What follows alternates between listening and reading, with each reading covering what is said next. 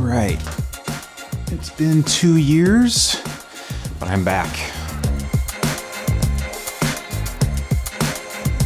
Before I produced my last object lesson video, a friend had sent me a video from Pastor Tim Keller where he's talking about America becoming a post-Christian society.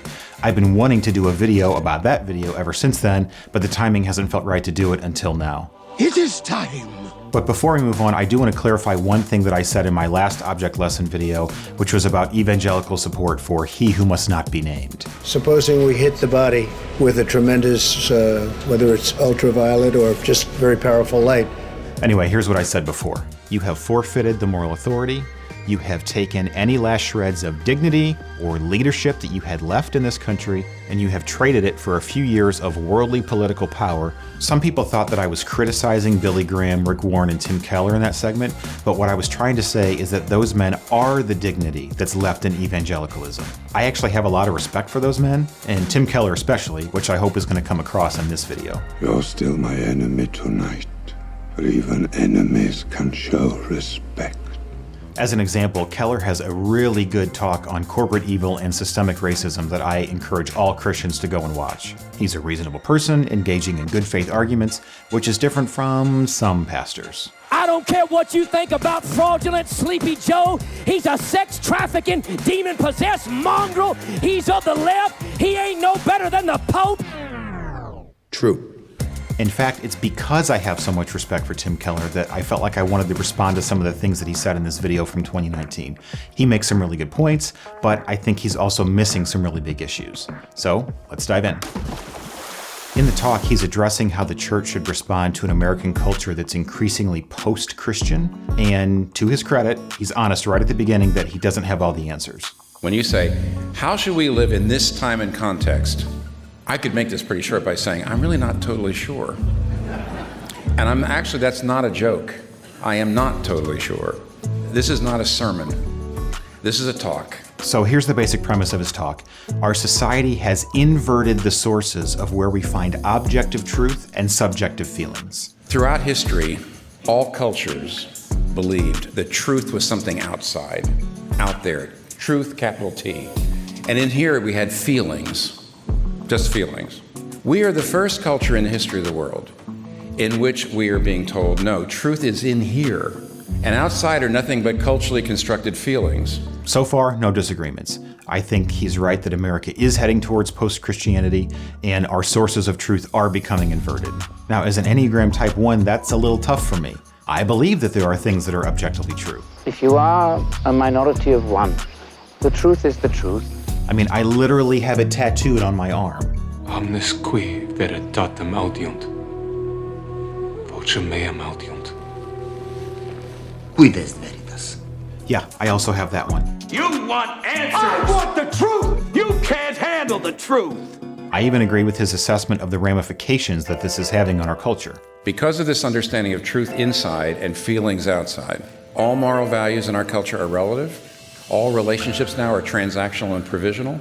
All authority is suspect, and all social institutions are being undermined. However, what I think that Keller is failing to recognize, and what I have been shouting like a crazy person for like 10 years, is the role that the church itself, Christians, have played in causing that cultural change. American Christianity is not just an innocent bystander, watching helplessly from the sidelines as an evil culture tricks millions of people into leaving the church. You, watching this at home, worship me.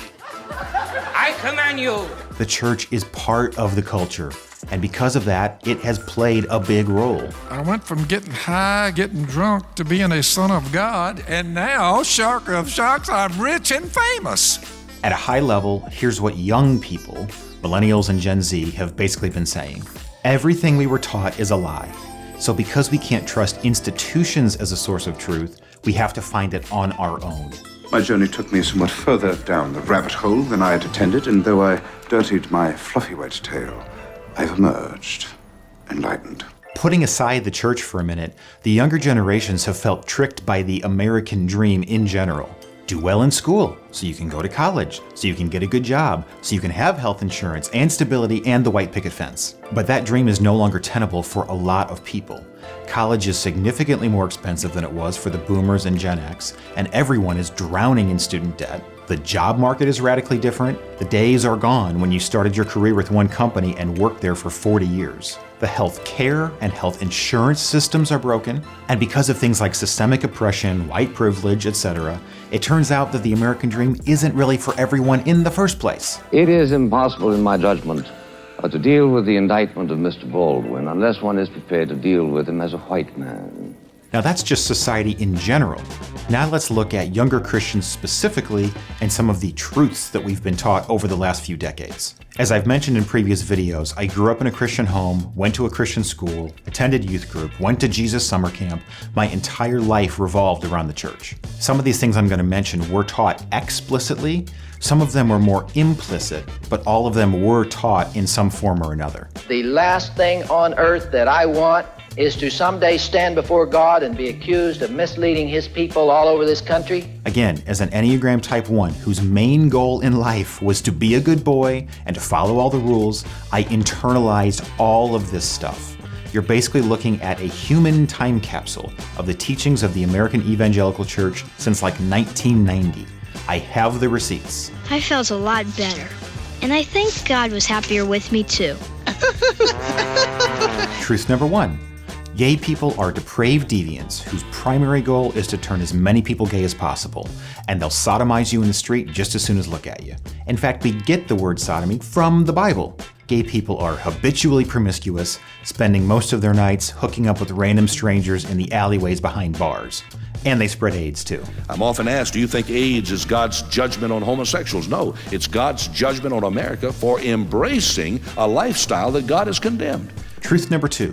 The theory of evolution is a tool of the devil, used by evil scientists who know the truth of creationism in their heart, but they're so consumed with a hatred for God that they spread these evil lies in order to turn as many people away from God as possible. Maybe the next generation will remember us, maybe we'll even teach them something, but there is no afterlife. In fact, the science behind a 6,000-year-old young Earth was so solid that the theory of evolution was beginning to collapse and would probably be irrelevant soon. And right there is where the whole idea of evolution got started.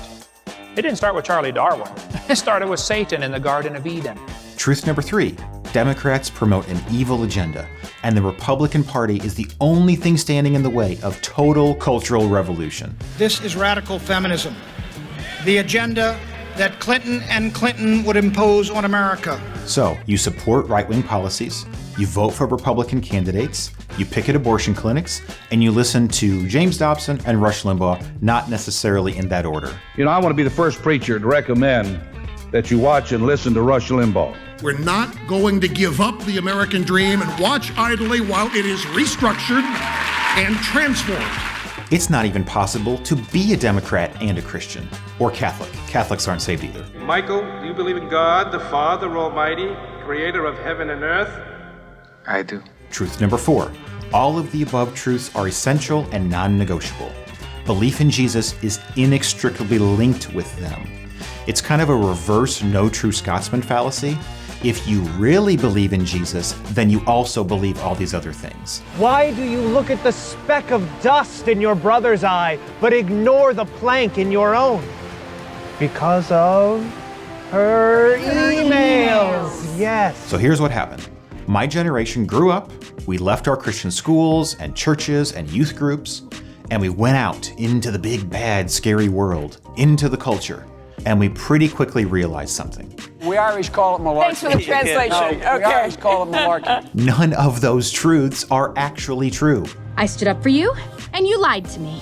You liar. It's called a hustle, sweetheart. Gay people, it turns out, are human beings. They want love and acceptance just like everybody else. So while a good faith discussion can be had over what the Bible has to say about homosexuality, the younger generations aren't interested in that discussion because of how horribly the gay agenda was mischaracterized for us. The gays are going to get it. They're going to make you conform to them. You're going to say you like anal sex you like bestiality, you like anything you can think of that to whatever it is. In fact, we realized that the opposite is true. Evangelical Christian purity culture has done more to harm the sexual health of my generation than the gays ever could have hoped to do. It's a good thing the military isn't as afraid of Saddam Hussein as they are of sissies. They would be in a lot of trouble. The theory of evolution by natural selection is about as theoretical as gravity. And the idea of a 6,000-year-old young Earth is so laughably absurd, and the origins of that belief so recent that historically and today, the vast majority of Christians do not believe that.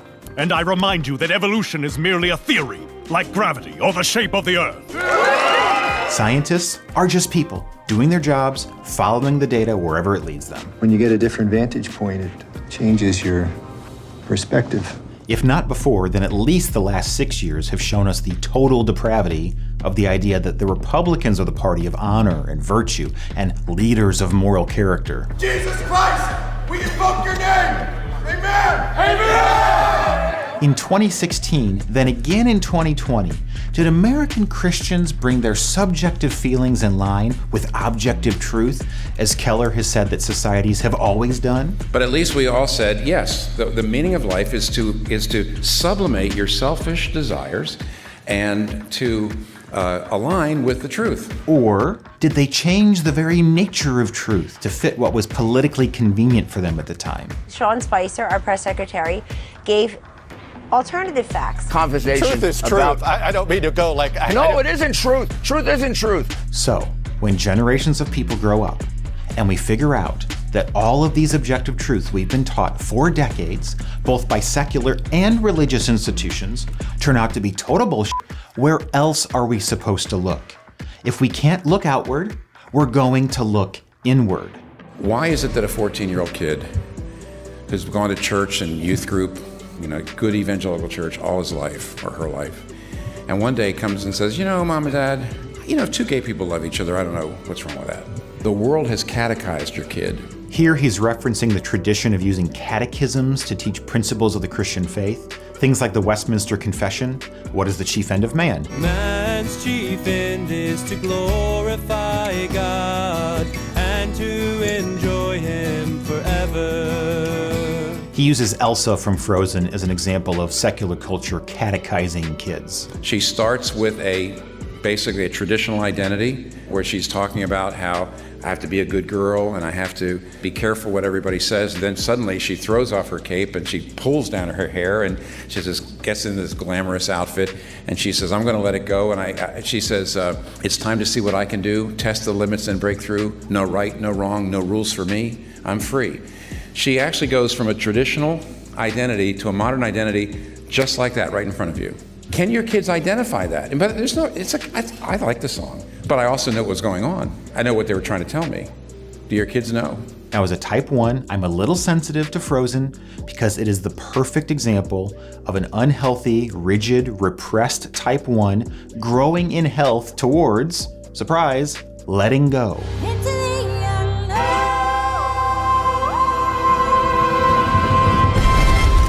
In the Screwtape Letters, C.S. Lewis has this quote about humans and our beliefs in the supernatural. There are two equal and opposite errors into which our race can fall about the devils.